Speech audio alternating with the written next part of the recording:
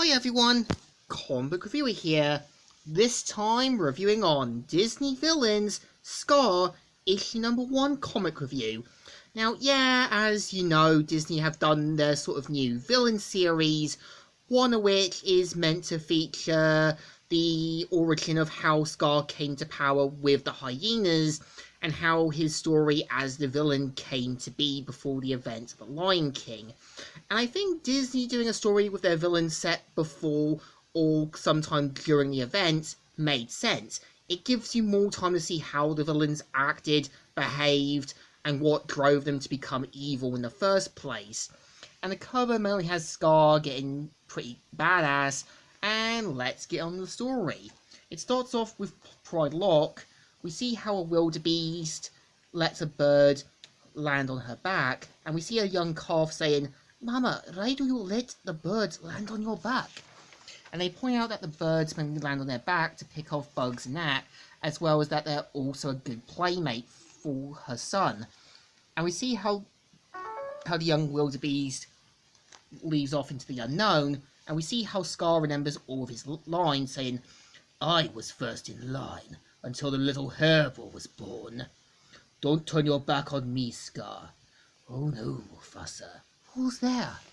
And of course, we see Scar trying to go for the wildebeest, but we see how its parent stays to protect it. And we see her saying, "Get away from my son." "Oh, I'm sorry, Mama, but I don't reason with the weak. I consume them." "I am Fira. I beg you'll spare my child, Scar. Let him go and face me." "I'll be honest with you, Fima.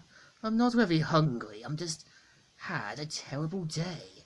So I just randomly chose peasants like yourself to have a worse day." And we see how, she kind of lets her herd know they're in danger, and this kind of gives you the employment why Scar heavily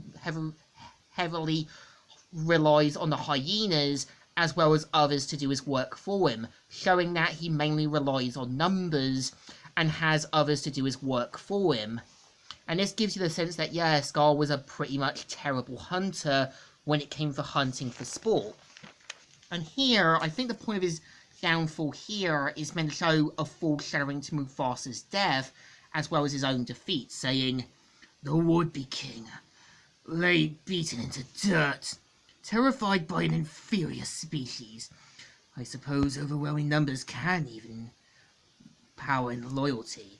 And we kind of see how she points out about the darkness in him, and points out that it was the love for her community that basically managed to beat him. And we see Scar falling to his demise, and we see him waking up in a sort of dark dream, saying, "Where am I, Fima?" And we see him seeing Mufasa, and him saying, "You will address me as king. No, it should be me." And we see him pointing out, attacking him and that, and even saying that, about his loyalty complex and how Simba will be the next in line. And we see him saying, "Where are we?" And point out about his sort of Flux King and a kingdom that will basically be his own downfall. And we see him saying, "Wait, don't leave me behind. You left a long time ago, brother. Don't leave me here. I'm destined to rule."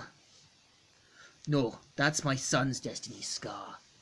And we kind of see him get swiped off and being left behind. And I think the point of Mufasa's line about Scar being left long ago was the person he may have once been. And we see how the vultures want to pick off Scar, but they realise a bigger bonus from this.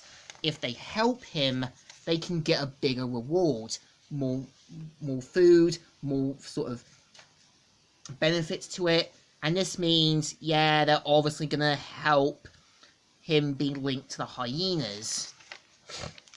And we see how Thunder rules, and we see Rafiki showing up saying, "Step away from him, you ghouls!" And we see him taking them out like badass Jackie Chan style, and we see Rafiki saying, "Your actions have once again brought dark clouds upon you." And we see how Scar wakes up in Rafiki's house, and we see how he tries to talk with him, and we see how he lets his ego and that blind him that he's the wisest, he's the better one, and we see him saying, Scar, you are brilliant and cunning, but you covet the throne and let jealousy and hate mark the waters of your soul. You are royal prince, but I fear your dark choices overshadow your potential. And we see him trying to talk sense into him, but we see how Scar wants to pose an alliance, knowing that he could be a right candidate.